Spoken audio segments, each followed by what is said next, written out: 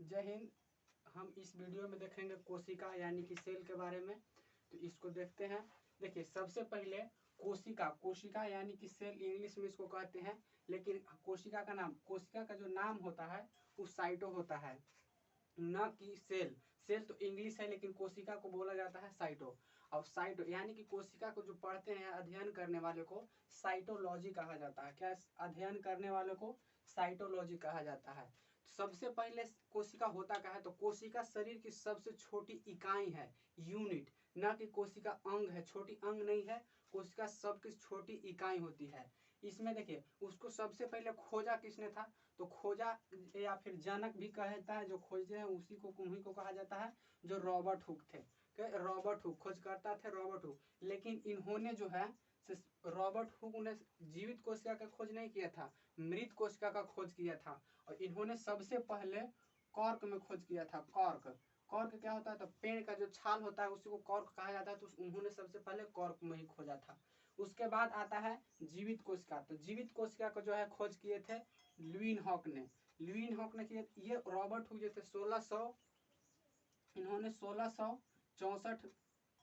65 ईस्वी में खोज किए थे। लेकिन जीवित कोशिका का जो खोज किए थे इन्होंने 74 ईस्वी में खोज किया था। ल्यूइनहॉक ने जीवित कोशिका को 1674 ईस्वी में खोज किए थे। लेकिन जनक सबसे पहले खोजे थे रॉबर्ट हुक। या मृत को खोजे थे या जीवित को, लेकिन खोजे थे वही, इसीलिए उन्हें जनक कहा जाता है। और जीवित कोशिका का पूछेगा तो ल्यूइनहॉक ने किया था। लेकिन सिद्धांत के हमारा शरीर जो है सो कोशिकाओं का बना है, ये सिद्धांत जो है से स्लाइडेन और स्वान ने दिया था। सिद्धांत किसने दिया, स्लाइडेन और स्वान ने।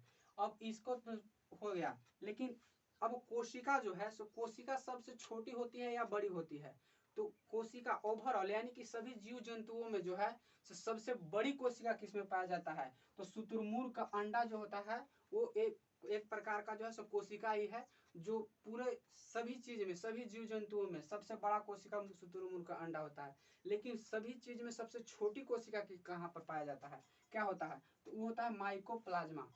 माइकोप्लाज्मा जो है से पूरा ओवरऑल सभी जीव जंतुओं में अगर ले लें तो सबसे छोटी कोशिका जो है से माइकोप्लाज्मा होती है। लेकिन मानव में भी छोटी और बड़ी होता है। तो इधर मानव में भी देख लेते हैं। देखिए, मानव में सबसे छोटी कोशिका जो होता है से शुक्राणु होता है। शुक्राणु जो है से मेल में पाया जाता है, यानी कि पुरुष में जो है से शुक्राणु पाया जाता है, सबसे छोटी इकाई है। लेकिन सबसे बड़ी इकाई क्या है, तो अंडाणु। अंडाणु जो है से मानव में सबसे बड़ी इकाई है, ये महिलाओं में पाया जाता है।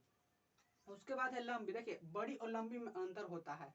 बड़ी और लंबी में अंतर होता है। लंबी में यानी कि जो लंबी हो, और बड़ा मतलब सबसे ऊंचा होता है। तो देखिए, लंबी को किस में पाया जाता है, तो वो न्यूरॉन होता है। सबसे लंबी कोशिका न्यूरॉन को कहा जाता है। न्यूरॉन एक ऐसा कोशिका है जो विभाजित नहीं होता है, वो हमारे दिमाग में पाया जाता है, मस्तिष्क में। तो न्यूरॉन जो है से विभाजित नहीं होता, इसीलिए उसको विभाजन रहित होता है।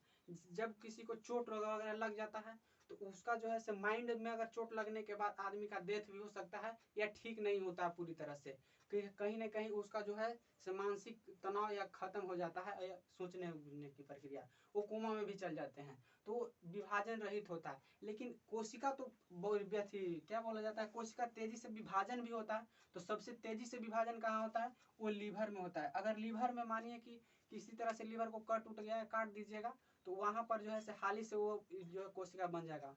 और कोशिका विभाजन में क्या होता है कि कोशिका जो है से एक तरह से ज्यादा कोशिका अगर कहीं बन रहा है, जैसे घाव हुआ या चोट लगा, तो वहां पर कोशिका मर जाता है, तो वहां गड्ढा हो जाएगा। तो उसको भरने के लिए जो है सो कोशिका का विभाजन होना बहुत जरूरी है। तो उसको पूरा करने के लिए कोशिका विभाजन होता है। लेकिन अगर ज्यादा मात्रा में वहां पर कोशिका विभाजन होने लगा तो वही कैंसर का उत्पादन ले लेता है। यहाँ तक आप लोग को समझ में आ गया होगा। इसको आगे देखते हैं। चलिए आगे देखते हैं। देखिए, अब इसमें कोशिका झिल्ली यानी कि इंग्लिश में इसको मेम्ब्रेन बोलते हैं, या प्लाज्मा झिल्ली भी इसको बोला जाता है। इसमें देखिए, ये जो है सब कोशिका झिल्ली जो है से पादप में और जंतु में दोनों में पाया जाता है। यानी कि मैन में भी पाया जाता है और पेड़ पौधे में भी पाया जाता है, जो जंतु होते हैं उसमें भी पाया जाता है, और पादप में भी पाया जाता है। लेकिन देखिए होता क्या, मानिए कि ये देखिए, ये जो है से कोशिका झिल्ली है, यानी कि ये जो कोशिका है जो बना होता है, इस पर कुछ इस प्रकार के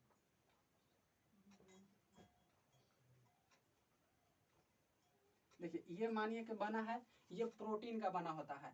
कोशिका झिल्ली ये जो था सो कोशिका झिल्ली था, और ये जो बना होता है ये प्रोटीन का बना होता है। कोशिका झिल्ली जो है सो प्रोटीन का बना होता है। और कोशिका के अंग, कोशिका के जितने भी अंग होते हैं वो इसमें रहते हैं। अब यहाँ पर देखिएगा, कोशिका का सबसे छोटी इकाई है, बोले थे पिछले पहले ही बोले कि यूनिट है, ना कि कोशिका एक अंग है। कोशिका सबसे छोटी अंग नहीं है, छोटी इकाई है, क्योंकि इसमें भी पाया जाता है, इसमें भी जो है सो कोशिका के कुछ अंग पाए जाते हैं, जैसे माइटोकॉन्ड्रिया, गोल्गी बॉडी और गोल्गी बॉडी, लाइसोसोम, सब जो है उसमें पाया जाता है। उसको भी हम लोग अभी देखते हैं। इसमें देखिए ये जो है सब बना होता है प्रोटीन का। लेकिन अब कोशिका भीति, कोशिका भीति जो है से सिर्फ ओनली पादप कोशिका में पाया जाता है, ओनली प्लांट में, यानी कि जो भी पेड़ पौधे होते हैं उसमें सिर्फ कोशिका भीति पाया जाता है। देखिए जंतु में जो है इस प्रकार का कुछ गोला होता है, लेकिन पादप कोशिका जो होता है उसमें थोड़ा सा जो है से आकार चौकोर होता है, कुछ इस प्रकार का होता है।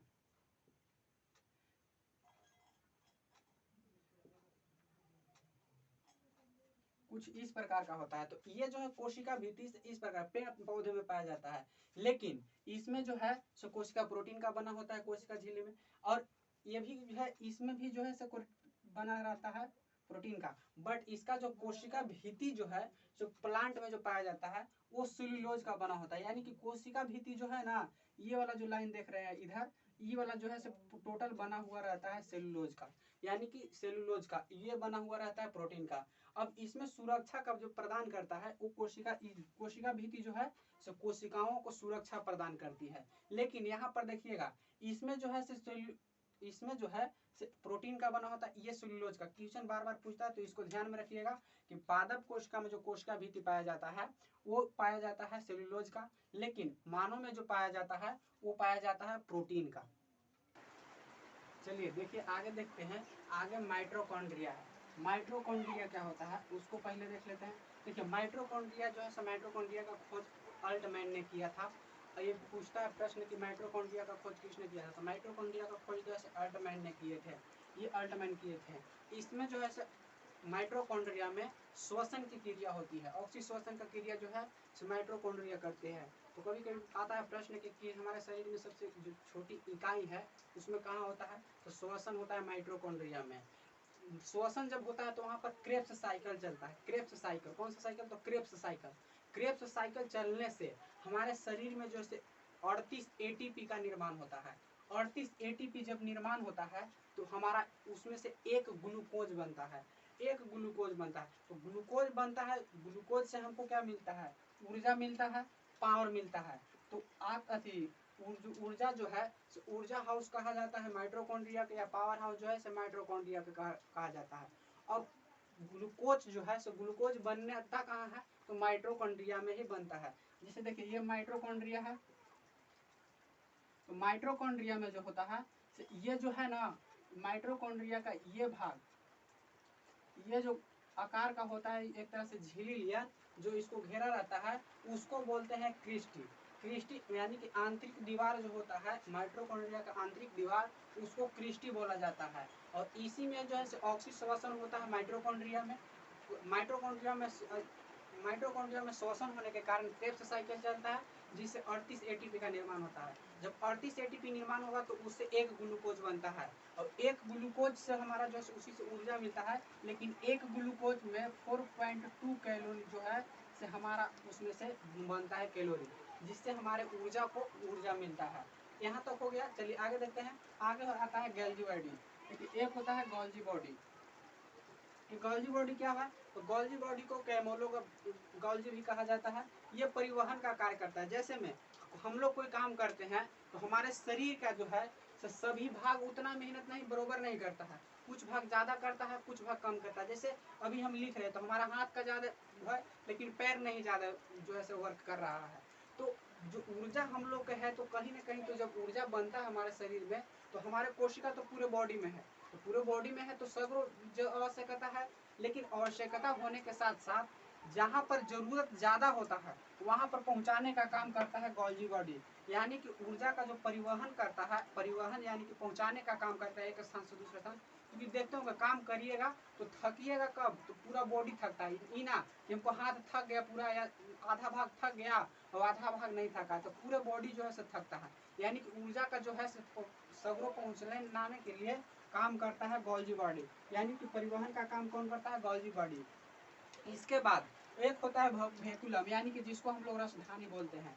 वेहिकुलम क्या करता है, रसधानी वेहिकुलम जो है जल को संग, हम लोग जब जल यानी कि पानी पीते हैं तो पानी पीने के बाद तो वो एक जगह रहेगा नहीं, या वहाँ से जो है से एकत्रित धीरे धीरे जल को वाष्पित करके, और वेहिकुलम जो है से पानी अपने अंदर सोख करके एक जगह रखता है। जब हम लोग किसी टेम्परेचर में जाते हैं, जैसे धूप में जाते हैं, तो वहाँ पर पानी निकालने के लिए कोशिका जो है हमारा टेम्परेचर संतुलित करने के लिए वेहिकुलम से ही पानी बहता है या पसीना बहता है, तो वेहिकुलम रखता है वहीं से बता। जब हमको 1% पानी की हमारे शरीर में कमी होती है तो प्यास लग जाता है, लेकिन वहीं अगर 10% कमी हो जाएगा तो समझिए कि मौत हो जाता है।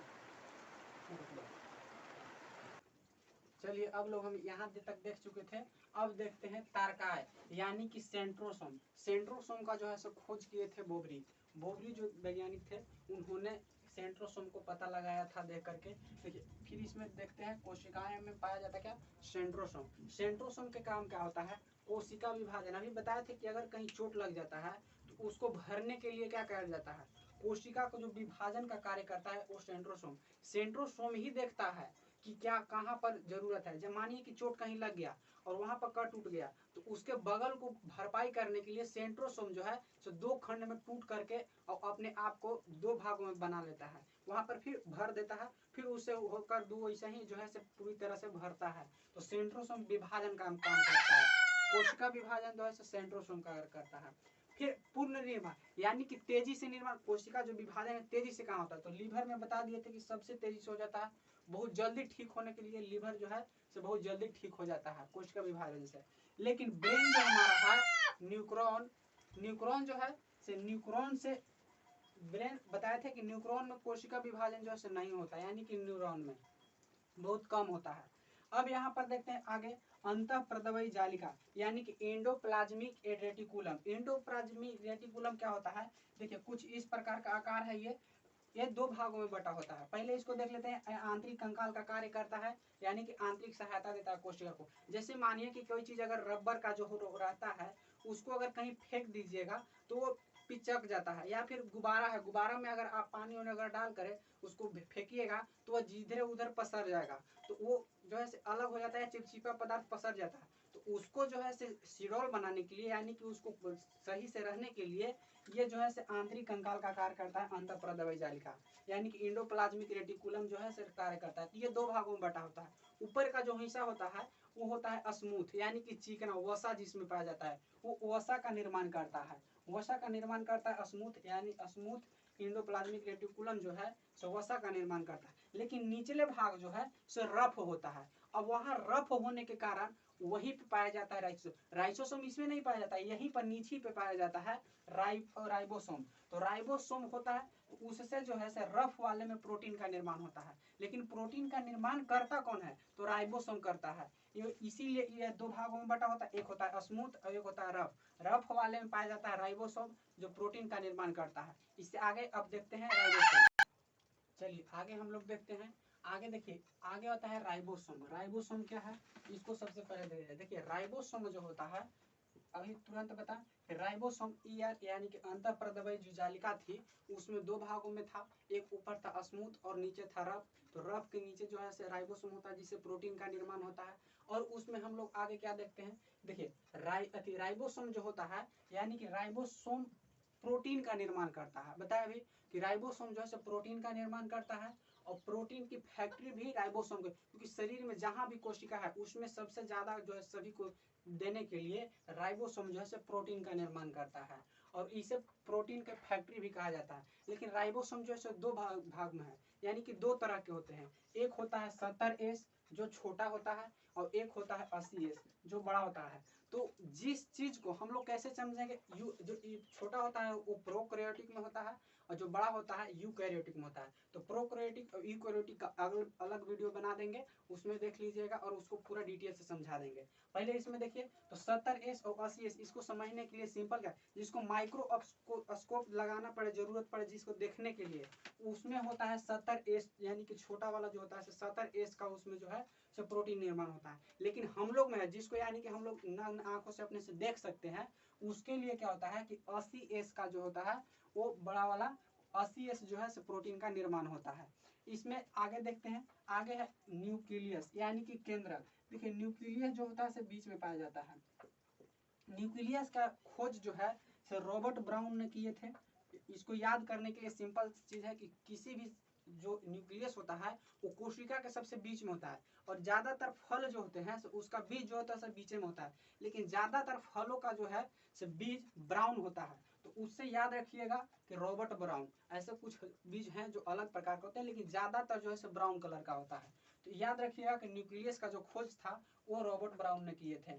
और रॉबर्ट ब्राउन को जो है इसको कहा जाता है ब्रेन ऑफ सेल यानी कि कोशिकाओं का दिमाग जो है इसको ही कहा जाता है, क्योंकि जितने इसमें माइटोकॉन्ड्रिया, गोल्गी बॉडी, वेहिकुलम गोल्गी बॉडी और अंतःप्रद्रव्य जालिका, एंडोप्लाज्मिक रेटिकुलम या राइबोसोम, ये जितने भी होता है इसमें सब का कंट्रोल करता है न्यूक्लियस।